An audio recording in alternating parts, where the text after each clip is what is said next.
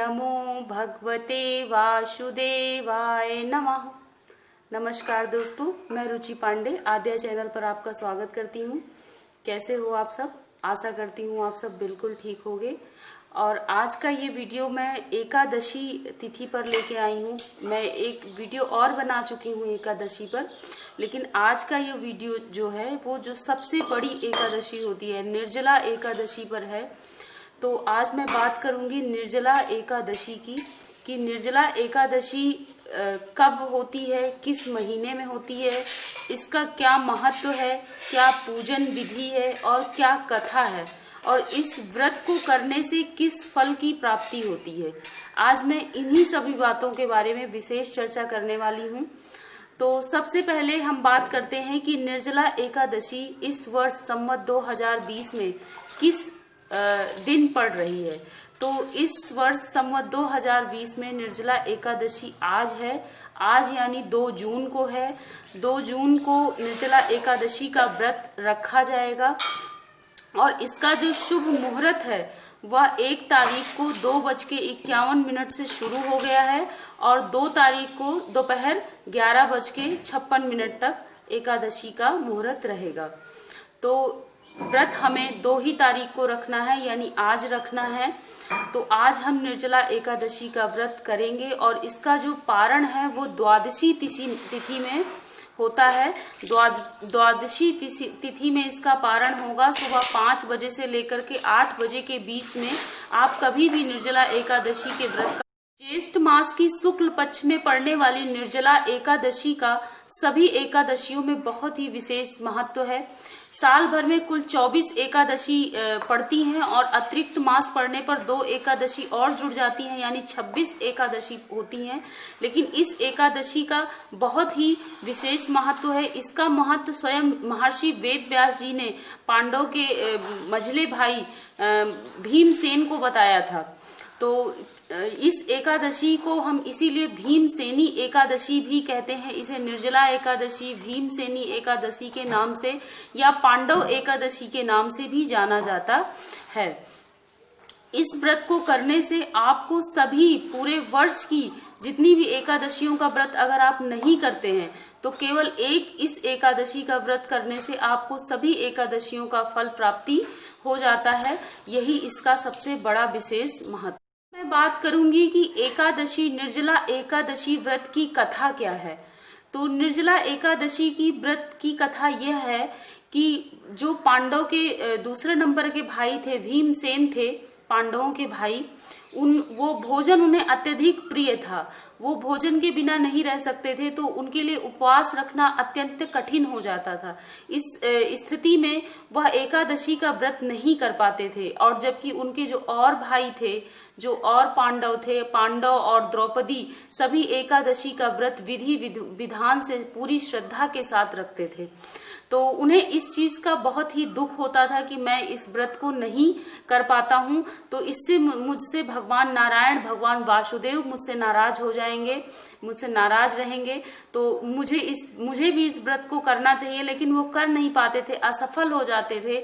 तो इसीलिए वह स्वयं अपनी इस समस्या को लेकर के महर्षि वेद व्यास के पास पहुंचे और उन्होंने महर्षि वेद व्यास से बताया कि महर्षि, मैं इस व्रत को रखना चाहता हूँ, लेकिन मुझे भोजन से के बिना मैं रह ही नहीं सकता हूँ।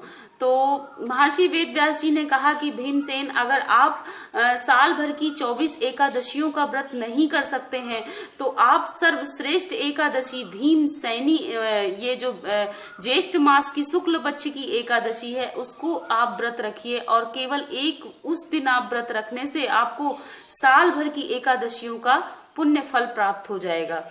तो इस कथा को, इसीलिए इस कथा का ये महत्व है कि इसीलिए इस एकादशी का नाम भीमसेनी एकादशी भी पड़ गया।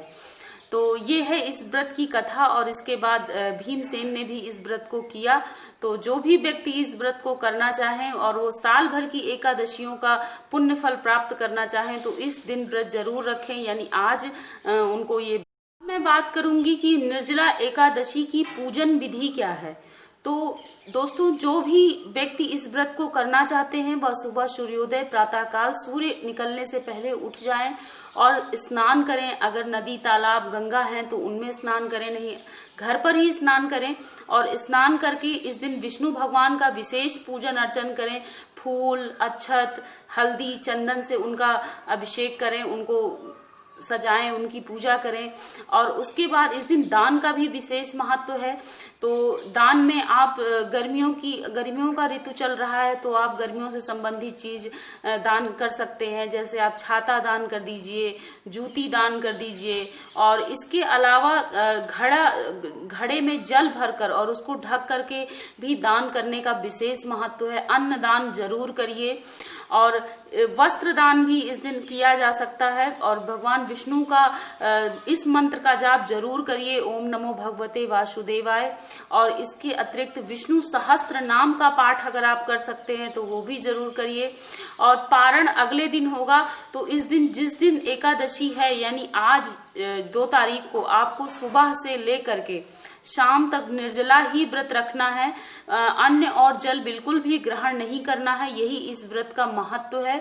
और अगले दिन आपको पारण करना है 5 बजे से 8 बजे के बीच में। और पारण करने से पहले आप किसी यथा उचित, जो जिसको आप समझें तो आप उसको भोजन कराइए, ब्राह्मणों को भोजन कराइए। उसके उपरांत स्वयं भोजन करिए और फिर व्रत का पारण करिए। और जो लोग ये व्रत नहीं कर सकते हैं उनके लिए ये है कि अगर आप व्रत नहीं रख सकते हैं तो आप दान जरूर करें। दान का तो विशेष ही महत्व है, क्योंकि सबके बस की बात नहीं होती है। निर्जला एकादशी का व्रत करना बहुत ही कठिन व्रतों में इसकी गिनती होती है। तो इसलिए जो लोग नहीं कर सकते तो वो लोग दान जरूर करें। और इसी के साथ इस व्रत को वैसे तो सभी को करना चाहिए, यही इस व्रत का महत्व है। और साल भर की सभी एकादशियों में सर्वश्रेष्ठ एकादशी है।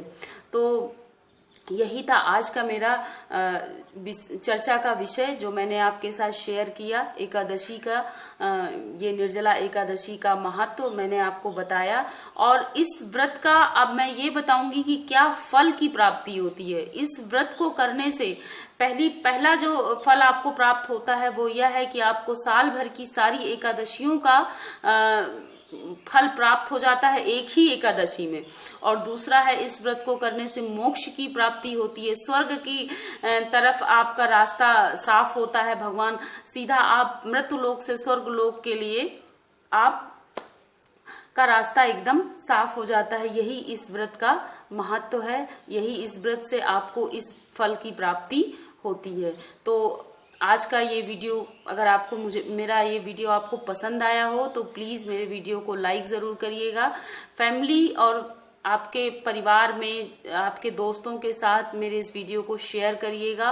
और जिन लोगों ने अभी तक मेरे चैनल को सब्सक्राइब नहीं किया है तो मेरी उनसे विनती है कि मेरे चैनल को सब्सक्राइब करें और बेल आइकन को जरूर दबाएं, ताकि जब भी मैं कोई नया वीडियो डालूं तो उसका नोटिफिकेशन आप लोगों को मिल जाए। और इसी के साथ मैं अपना वीडियो यहीं पर एंड करती हूं। और अगले वीडियो में फिर आपसे एक नए विषय के साथ चर्चा करूंगी। तब तक के लिए नमस्कार।